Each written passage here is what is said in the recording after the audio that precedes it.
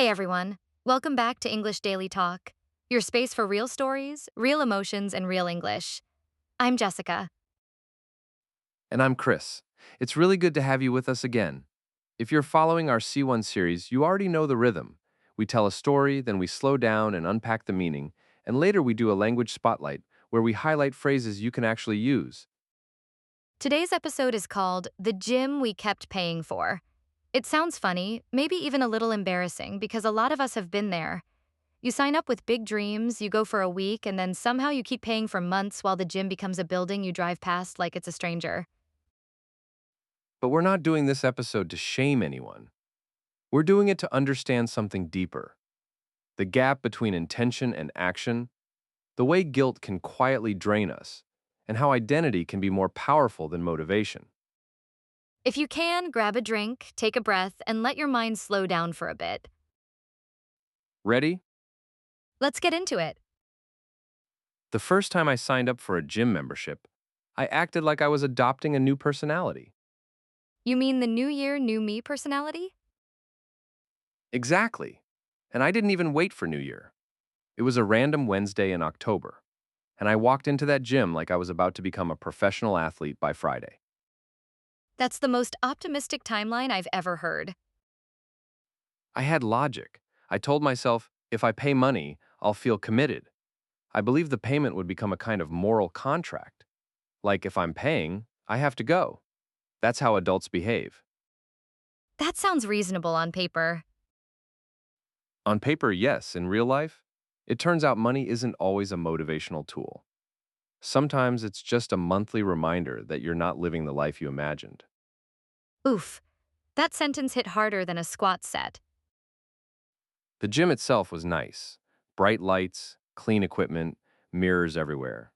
The mirrors were aggressive, honestly, like they wanted to record evidence. Mirrors at gyms are always so confident. They're like, here's the truth. Good luck. The receptionist was cheerful. She offered me a tour and asked about my goals. Dangerous question. I should have said something humble like, I want to move my body more. But I went big. I said, I want to build strength and consistency. I want it to become part of my lifestyle. That's not a lie, though. That's hope. True. But hope can become a problem when you confuse it with reality. The receptionist nodded like she'd heard it 1,000 times. She handed me a key card and explained the membership: monthly fee, automatic renewal, cancellation policy, freezing options, guest passes.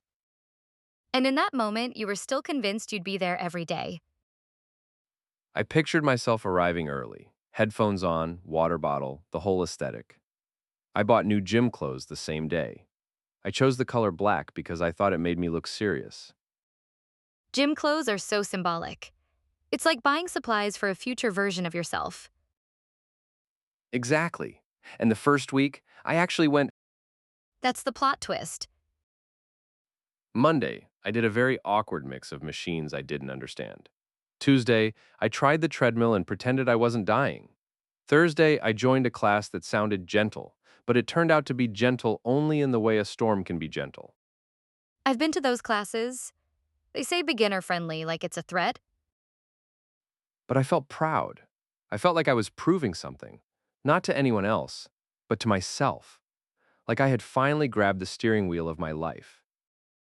That feeling is addictive. And then week two happened. Not dramatically, not like a movie where you fall and everything collapses. It was smaller than that. It was a Tuesday when I had a long day at work, and the idea of going to the gym felt heavy. Heavy like the weights you were supposed to lift? Heavy like emotional gravity. The couch had a pull. My brain said, "You can go tomorrow." And that sentence, "you can go tomorrow," is the most persuasive sentence in human history. It's the voice of comfort disguised as logic. I skipped that day, and then I skipped the next day because I already broke the streak. The perfectionist trap. Yes, my thinking was, if I can't do it perfectly, it's not worth doing, which is ridiculous because I don't live any other part of my life like that. You don't say, I missed brushing my teeth once, so I'm done forever. Exactly. But with the gym, it became this all or nothing thing. And the worst part was the guilt. I felt guilty for skipping, and the guilt didn't motivate me. It exhausted me. That's a key point. Guilt is tiring, it's not fuel, it's a leak. Nicely said. So the gym became something I avoided, not because it was hard physically, but because it was hard emotionally. Going meant facing my inconsistency. It meant admitting that I didn't follow through. And staying home meant you could postpone that moment of confrontation. Exactly. Then a month passed, and then another. The payment kept happening automatically. Every time I checked my bank account, there it was, the gym fee. Like a little monthly notification that whispers, hey, remember your dreams? Yes, it wasn't a huge amount of money, but it was enough to sting, and it became a strange relationship. I wasn't using the gym, but I wasn't canceling. Why not cancel? That's the question. On the surface, the answer was practical. I'll go again soon. I didn't want to cancel because canceling felt like admitting defeat. Like closing the door. Exactly. Canceling felt final. It felt like saying, I'm the kind of person who gives up. And my ego didn't want that story. So you kept paying as a way to keep the fantasy alive. That's the honest answer. I was paying for a story I liked. I'm someone who has a gym membership. That sounds silly, but identity is weird. Sometimes we buy symbols of who we want to be. That's not silly at all. People buy books they don't read, instruments they don't play, language courses they don't finish. The purchase becomes a shortcut to feeling like the person. Exactly. And the gym membership became my shortcut. I could tell myself I'm working on it without doing the work. That's painfully relatable. Then one day, I ran into a friend at a cafe. He looked healthier, more energized, more grounded. He told me he'd been training regularly. Here comes the comparison spiral. I asked him where he trained, and of course it was my gym. The same gym I was funding like a silent investor. That's brutal. He said, you should come sometime. And I smiled and said, yeah, I've been meaning to. That sentence again, the sentence that keeps your self-image alive. I've been meaning to is basically, I'm ashamed, but please don't ask more questions. Exactly. Then he said something simple. You don't have to be intense. Just show up. That's the whole trick. That sounds obvious, but it isn't. I nodded, and later that night I stared at the gym app on my phone. I opened it, saw my membership still active, and felt two emotions at the same time: regret and hope. That's such a human combination. I decided to go the next morning without making it dramatic. No new outfit, no huge plan. Just show up for 20 minutes. That's a smart reset. Small, achievable. I walked in, and the receptionist didn't recognize me. That was humbling. It felt like the building was saying, oh, you're back. Who are you? The gym has no memory, but you do. Exactly. I went to the treadmill and walked, not ran, walked, and I felt relief because I was doing something gentle and it didn't require a perfect identity. It was just you, moving. After 20 minutes, I left. I didn't do extra. I didn't punish myself. I just left, and I told myself, this counts. That's the breakthrough. The next day, I went again. Not because I felt motivated, but because I wanted to keep the promise small, and slowly something shifted. What shifted? The gym stopped being a judgment place. It became a neutral place. Not a stage where I had to perform, but a room where I could practice. That's such a powerful reframing. Practice, not performance. Over the next weeks, I still missed days, but I stopped treating missed days like proof that I'm a failure. I treated them like normal life. And did you finally cancel? I did something better. I renegotiated my relationship with it. I kept the membership, but I changed what it meant. It wasn't a symbol of perfection, it was just a tool. That's a very adult conclusion. And I learned something else. Sometimes the thing we keep paying for isn't the gym, it's the guilt, it's the story, it's the pressure, and sometimes the real workout. is learning how to be kind to yourself while still moving forward. Okay, that's the episode right there. Can I ask something? When you disappeared after week 1, did you feel like you lost your place there? Yes, and that's such a strange feeling. Because gyms are not schools, there's no attendance list. But psychologically, it felt like I'd missed too many classes and now I didn't belong. Like walking in late to a lecture hall where everyone turns around? Exactly. I started imagining scenes that never happened. I pictured the receptionist saying, "Oh, you again?" I pictured the trainers whispering, "He's back for his annual visit." Our brains are incredible storytellers and not always kind storytellers. Not kind at all. The second month, I even tried to fix it in a dramatic way. I told myself, okay, if I'm going back properly. Uh-oh. The word properly usually leads to pain. It did. I planned a full program. I watched videos about form. I made a spreadsheet. I even wrote meal prep ideas in my notes app, as if I was preparing for an Olympic qualifier. That's the classic overcorrection. You disappear, then you come back like a superhero? Exactly. And here's what happened. The plan was so intense that it scared me. I looked at it and thought, I can't live like this. So instead of going back, I delayed again. So the plan became another reason to avoid. Yes, the plan protected me from reality. It gave me something to work on without doing the actual work. I feel like that happens in language learning too. People make a perfect study plan and then never study. Exactly. Planning is safer than practicing. Practicing exposes you. There's also the awkwardness of starting small when your ego wants to start big. That's true. I wanted my return to be impressive. But habits don't care about impressive. Habits care about repeatable. Okay, I want to hear about your lowest moment. The moment where the gym fee really hurt. All right? It was the day I tried to cancel. Not because I was brave, because I was angry with myself. I opened the gym website and found the cancellation rules. They were annoying. There was a notice period, a form, and of course a line that said something like, members must cancel in person. In person. That's always a red flag. They want to add friction on purpose. Exactly. So I thought, fine, I'll go there and cancel. And I actually drove to the gym. That's progress, even if you're going there to end it. I walked in with a serious face, like someone who is about to do an important adult task. But then I saw the people training. I saw someone struggling through a set, someone stretching, someone laughing with a coach, and suddenly the gym didn't look like a judgment place. It looked like a normal place. That must have made you hesitate. It did. And then the receptionist smiled at me and said, "Hi, how can I help you today?" Not "Where have you been?"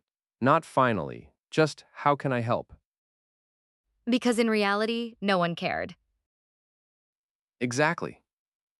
And that's when I realized the shame was in my head. I stood there, and instead of saying I want to cancel, I heard myself say, um, could you tell me about personal training? Wait, what? You changed the subject? Completely.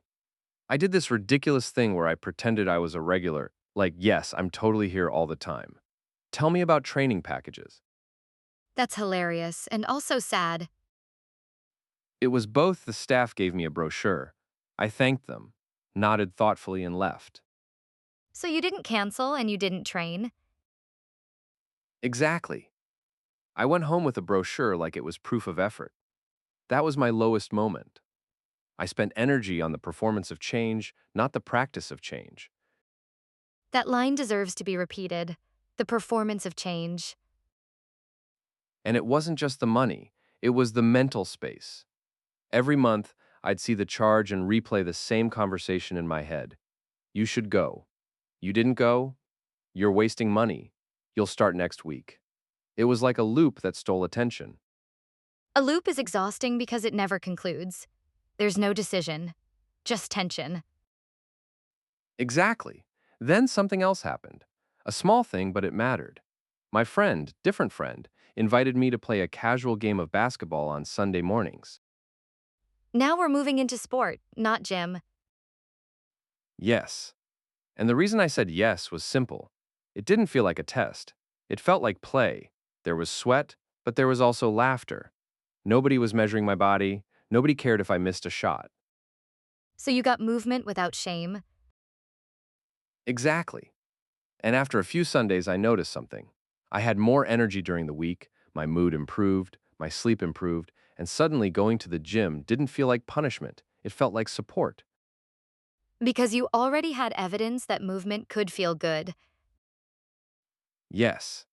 And that's when the 20 minutes counts approach became real. I wasn't trying to become a new person overnight. I was building a small relationship with movement. That's the difference, relationship, not project.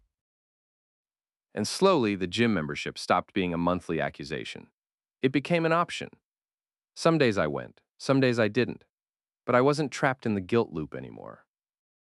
I love that. You turned a symbol into a tool. Let's unpack this because the gym we kept paying for is almost a metaphor. It's not really about exercise. It's about the gap between who we are and who we think we should be. Yes. And I think the first big theme is the idea of a commitment device. People believe that paying money forces commitment. Sometimes it does, but sometimes it just creates shame. Exactly. If you're the kind of person who responds to external pressure, a membership can help. But if you're sensitive to guilt, it can backfire. It's like the same tool can be a bridge or a trap depending on your psychology. Right?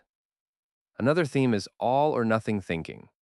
The moment you miss one day, you decide the whole system is broken. And that mindset is everywhere, not just gym. Language learning too. Totally. People study English for 3 days, then miss a week, and they say, I'm not disciplined. When the truth is, discipline isn't never missing.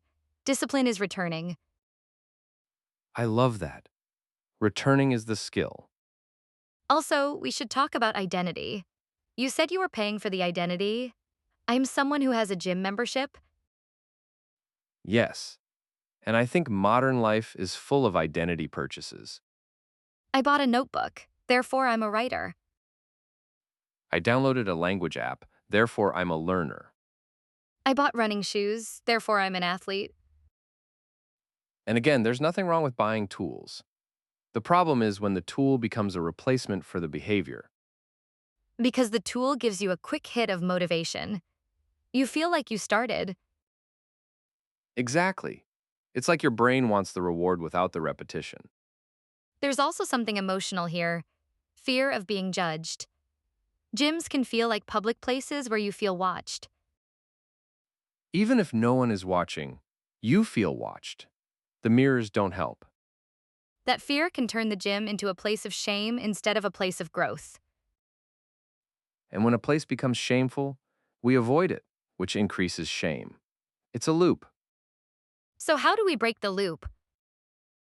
One way is what you called small promises, reducing the goal until it's emotionally safe. 20 minutes counts. That line matters. It matters because it changes your definition of success. Success becomes showing up, not destroying yourself. And that's huge because if success is too big, you won't start. If success is small, you can repeat it. Another strategy is removing drama. We love dramatic resets, new outfit, new plan, Monday start, perfect schedule. But drama is exhausting, and it makes the habit fragile. Exactly. Quiet habits survive real life. I also want to highlight the moment you walked in and the receptionist didn't recognize you. That's such a small detail, but it reveals something. What? It reveals that the world isn't tracking your failure as much as you are. You're the one holding the record. That's true. We imagine everyone remembers our absence, but most people are busy living their own lives. So the pressure is internal. And that leads to a healthier question. How can I make this easier to return to? Not how can I punish myself into consistency? Exactly. Punishment is not a long-term strategy. There's also the shame of canceling. People don't cancel because it feels like surrender. Yes, but sometimes canceling is wise. If a system isn't working, you can change it. You can choose a cheaper gym, a different routine, home workouts, sports with friends, anything. The deeper point is, don't keep paying the guilt fee, financially or emotionally, That's such a good phrase, the guilt fee. because many of us are paying it monthly in different forms. A subscription we don't use, a course we don't attend, a promise we made to impress ourselves. So maybe the episode's message is not go to the gym. The message is be honest about what you're maintaining. Yes, ask yourself, am I maintaining a tool or am I maintaining a fantasy? And if it's a fantasy, you can gently turn it into something real by making it small. Or you can let it go without shame and pick a path that fits who you are now. That's maturity. And one more thing, sport can be social. The gym can be lonely. Some people do better with teams, classes, partners. That's true. Motivation is not just internal. Environment matters. If you want consistency, design your life to support it. Put the gym near your home. Pack your bag the night before. Schedule a friend. Reduce friction. Reduce friction, that's such a useful concept. And we can connect this to English learning too. Make it easy to practice. Put English in your daily environment. Exactly. Don't make it a dramatic event. Make it a small daily thing. So if you're listening and you have your own gym you kept paying for, something you're avoiding, maybe this is a gentle invitation. Return in a small way or release it with respect. Either way, you stop bleeding energy. I want to add another angle. Sometimes we keep paying because we're afraid of the identity loss. If you cancel, you're not a gym person anymore. Yes. And that's why some people keep old clothes in their closet that don't fit. It's not about fabric. It's about the version of yourself you still want to believe in. That's so true. We keep objects as emotional insurance policies. Exactly. But there's a healthier identity move. Instead of I am a gym person, you can adopt I am someone who returns. That identity survives missed days. That's a stronger identity because it's flexible. And it's more honest. Because real life is messy. Travel happens, family happens, bad sleep happens, motivation disappears. So we need identities that can handle reality. Another big lesson is avoidance disguised as sophistication. Sometimes we avoid the gym by doing research, buying equipment, reading routines. We call it preparation, but it's really fear. And preparation can be useful until it becomes a hiding place. Exactly. A good question is this step moving me closer to action or helping me delay action? That's a powerful self-check. Also, let's talk about environment. I noticed I was more likely to go when I reduced the friction. Like packing your bag the night before. Yes, or choosing a gym on the way home, not across town. Or setting a specific time. Or even deciding I only have to do the warm-up. Because once you're there, momentum does the rest. That's the start line principle. The hardest part is getting to the start line. Exactly. In sports psychology, they talk about activation energy, the energy required to begin. Your goal is not to become endlessly disciplined. Your goal is to reduce activation energy. That sounds like science, but it's practical. And it connects to English learning again. If you want to practice speaking, don't make it a 2-hour event. Make it a 2-minute habit. Record a voice note while you walk. Or describe what you're doing out loud while cooking. Exactly. Build a tiny doorway you can walk through daily. Another theme is self-talk. When you miss days, your inner voice turned harsh. Yes. And harshness usually doesn't create change. It creates avoidance. Kindness with standards is more effective than cruelty with expectations. Kindness with standards. I like that phrase, because some people think kindness means lowering expectations. But it's not. It's choosing a tone that helps you keep going. Imagine a coach. The best coaches are honest, but they're not humiliating. So you become your own coach. Exactly. You can say, we missed yesterday. Okay, today we return. Not you're useless. And that's C1 level emotional intelligence in English too. being able to speak to yourself with nuance. One more point. Sometimes the gym is the wrong sport. Some people don't like machines and mirrors. They like hiking, swimming, dancing, martial arts. So the problem wasn't you. The environment didn't match you. Exactly. And that's freeing. If you hate the gym, that doesn't mean you hate movement. It means you hate that version of movement. So the real question is, what kind of sport makes you feel alive? Yes. And if you find that, consistency becomes easier because you're not forcing yourself through a shame door. So for listeners, here are two reflective questions. One, what am I paying for that I'm not using? Money, time, or attention? Two, is there a smaller, kinder version of this goal I can return to today? And if the answer is, I need to cancel, then cancel with respect, not with shame. Cancel like an adult who is choosing a better system. Exactly. You're not failing, you're adjusting. Let's move into our language spotlight.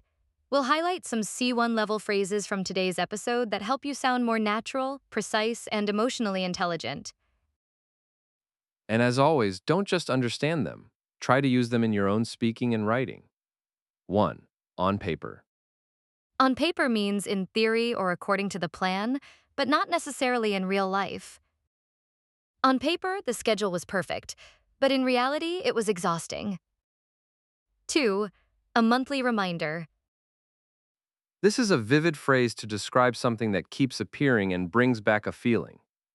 That email became a monthly reminder of what I still hadn't finished. 3. All or nothing thinking. This is a psychological phrase, common at C1 level, describing extreme thinking, either perfect or worthless. All or nothing thinking makes one mistake feel like total failure. 4. To break the streak. Used for habits. If you do something daily, you have a streak. Missing a day breaks it. I skipped one day and felt like I'd broken the streak. 5. To backfire. When something has the opposite effect of what you intended, trying to pressure myself actually backfired and made me avoid the task. If you want a mini challenge, pick two phrases, maybe on paper and backfire, and use them in two sentences today. Or record yourself speaking for 30 seconds and include one phrase. That's how you make vocabulary stick. So that's episode 19, The Gym We Kept Paying For. If this story felt familiar, you're not alone. Many of us carry subscriptions, habits, and goals that quietly become emotional weight. The point isn't to judge yourself. The point is to become honest and gentle, and then choose a next step that you can actually repeat. Maybe your next step is 20 minutes. Maybe it's a walk. Maybe it's canceling a membership and starting fresh in a new way. Whatever it is, make it real, not dramatic. And remember, consistency isn't perfection. Consistency is returning. Thank you for spending this time with us. If you enjoyed the episode, you can save it, share it with a friend who needs a gentle push, and come back tomorrow for more real English. Until next time, take care of yourself and keep going. Bye for now.